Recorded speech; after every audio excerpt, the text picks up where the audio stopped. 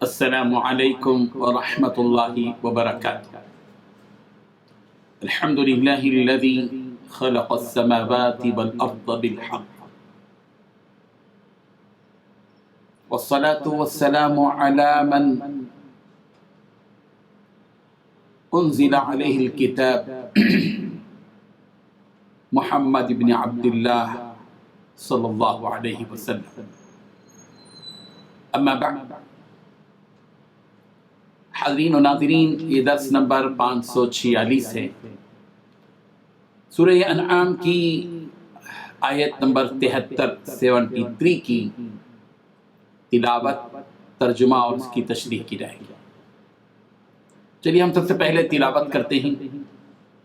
اعوذ باللہ من الشیطان الرجیم، بسم اللہ الرحمن الرحیم۔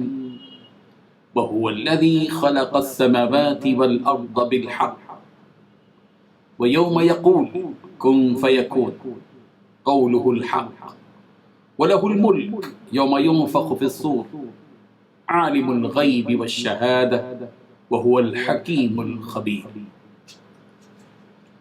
وَهُوَ الَّذِي، اور وہی ہے جس نے، خلق پیدا کیا، السماوات آسمانوں کو، والارض زمین، اور زمین کو، بالحق حق کے ساتھ، وَيَوْمَ، اور جس دن، یقول وہ کہے گا، کن ہو جا، فیکون تو وہ ہو جائے گا، قولہ اسی کا قول، الحق حق ہے، وَلَهُ، اور اسی کی، الملک بادشاہی ہوگی، یوم جس دن، ینفخ پھونکا جائے گا، فی الصور سور میں، عالم جاننے والا، الغیب غیب کا، والشہادہ اور حاضر کا، وہوا اور وہی ہے، الحکیم خوب حکمت والا، الخبیر نہایت خبردار۔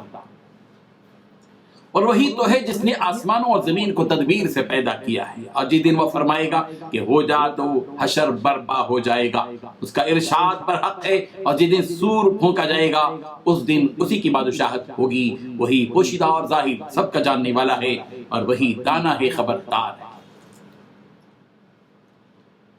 اس آیت میں اللہ تبارک و تعالیٰ نے 6 باتیں بتائی ہیں۔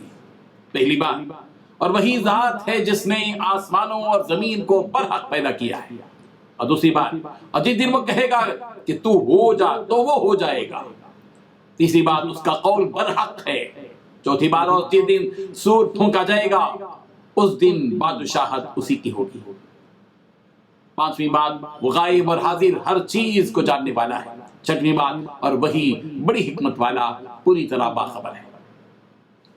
بزرگان محترم، انسان اپنی تدبیر سے، رب ذوالجلال کی دی ہوئی طاقت سے، صلاحیت سے،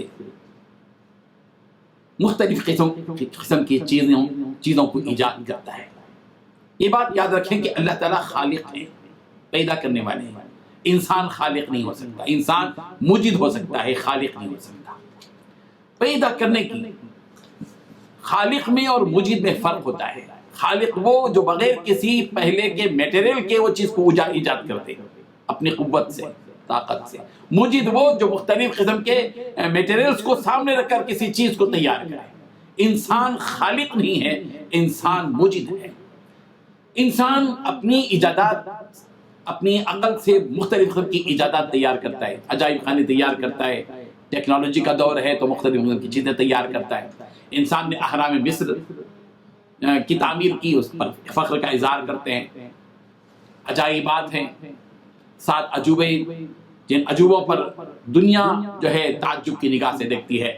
قطب مینار ہو یا تاج محل ہو یا اس قسم کی جتنی چیزیں بنائی جاتی ہیں ان کو دیکھ کر آدمی تعجب کرتا ہے، لیکن افسوس ہے انسان پر کہ انسان زمین اور آسمان کو دیکھ کر تعجب نہیں کرتا، تعجب کی نگاہ سے نہیں دیکھتا، غور و فکر نہیں کرتا اس پر کہ ایک انسان ایک بلڈنگ بناتا ہے جو 1000 فٹ کی ہو تو اس میں کئی ستون ہوتے ہیں، اس کے بغیر وہ عمارت نہیں بنا سکتا۔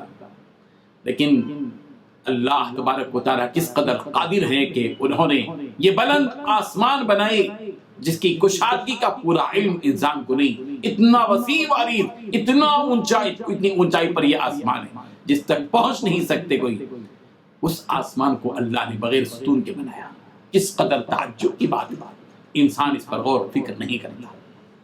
اللہ تبارک و تعالیٰ نے اسی حقیقت کو یہاں بتایا ہے اور وہی ذات ہے جس نے آسمان اور زمین کو برحق پیدا کیا ہے، بغیر کسی ستون کے۔ اللہ تبارک و تعالی قرآن مجید میں موجود ہے، سورہ اعراف کی آیت نمبر 2 میں اللہ تعالیٰ فرماتے ہیں اللہ الذی رفع السماوات بغیر عمد ترونها، اللہ ہی ہے جس نے آسمانوں کو بلند کیا بغیر کسی ستون کے جس کو تم دیکھ رہے ہو۔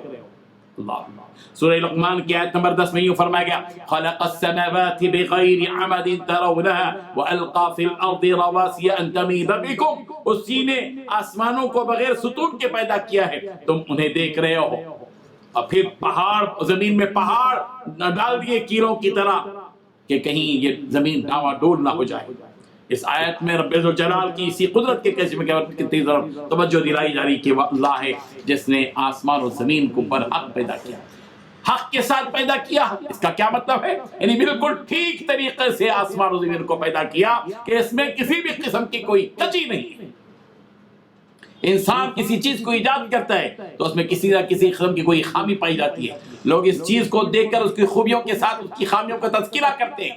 ہے کوئی جو رب ذوالجلال کے بنائے ہوئے آسمان اور اس کی بنائی ہوئی زمین میں کوئی خامی نکالے گا؟ اللہ تعالیٰ نے آسمانوں کو بالکل ٹھیک طور پر پیدا کیا اور زمین کو بھی اسی طرح بالکل ٹھیک طریقے سے پیدا کیا۔ اللہ تعالیٰ نے ساری مخلوقات کے لیے آسمان کو چھت بنایا اور زمین کو بچھونا بنا دیا۔ سورہ بقرہ کی آیت نمبر 22 میں اللہ تعالیٰ نے فرمایا الذی جعل لکم الارض فراشا والسماء بناء، جس نے تمہارے لیے زمین کو بچھونا اور آسمان کو چھت بنا دیا۔ جس رب ذوالجلال نے اپنی قدرت کاملہ سے زمین و آسمان کو پیدا کیا، وہی رب ذوالجلال قیامت کے دن کہے گا کہ کن ہو جا فیکون، بس وہ ہو جائے گا۔ اللہ تعالیٰ کا کسی بھی چھوٹی بڑی ہونی انہونی ممکن ناممکن آسان اور مشکل ہر چیز کے بارے میں اگر وہ کہہ دے کہ کن ہو جا تو بس وہ چیز وجود میں آ جائے گی، اس کا کن کافی ہے۔ اور یہ بھی ایک حقیقت ہے کہ اللہ تبارک و تعالیٰ کا فرمان حق ہے، اور جس دن حضرت اسرافیل سور میں اللہ کے حکم سے پھونک ماریں گے اس دن بھی اسی رب ذوالجلال کی بادشاہت رہے گی۔ دنیا کے سارے اختیارات والے بادشاہ اس دن بے بس اور عاجز اور مجبور سب بستہ کھڑے ہوئے ہوں گے، کسی کی کوئی مجال نہیں ہوگی کہ وہاں دم مار سکے، کسی کی مرضی وہاں نہیں چلے گی، کسی کا کوئی آرڈر وہاں نہیں چلے گا، جو کچھ چلے گا وہ رب ذوالجلال کا حکم، اس کا اختیار چلے گا۔ وہ رب ذوالجلال پوشیدہ چیزوں کو بھی جانتا ہے، ظاہری چیزوں کو بھی جانتا ہے۔ انسان کے سامنے اگر کوئی بند مٹھی میں پوچھے کہ یہ کیا ہے، دوسرا انسان بتا نہیں پائے گا کہ اس کے اندر کیا ہے، مگر اللہ تبارک و تعالیٰ ظاہر سے بھی اسی طرح واقف ہے جتنا باطن سے، اور باطن سے بھی اسی طرح واقف ہے جتنا ظاہر سے، اس کے لیے ظاہر اور باطن یکساں اور برابر ہے۔ یہ اللہ کی شان ہے۔ مخلوق خدا کو چاہیے، انسانوں کو چاہیے، مومنوں مسلمانوں کو چاہیے کہ وہ اپنی زندگی میں اس بات پر غور و فکر کریں کہ زمین اور آسمان، یہ چاند اور سورج، یہ ستارے اور سیارے، یہ پہاڑ اور سمندر، یہ وادیاں، یہ جنگل، یہ ساری کی ساری وہ چیزیں، یہ آگ، یہ ہوا، یہ مٹی، یہ ساری چیزیں رب ذوالجلال کی پیدا کی ہوئی ہیں، جن کو دیکھ کر آدمی رب کی ربانیت کو سمجھے، اس کے اختیار کو سمجھے، اس کی قدرت کو سمجھے۔ اللہ تعالی ہم سب کو عمل کی توفیق عطا فرمائے۔ وآخر دعوانا ان الحمد للہ رب العالمین۔ لا الہ الا اللہ۔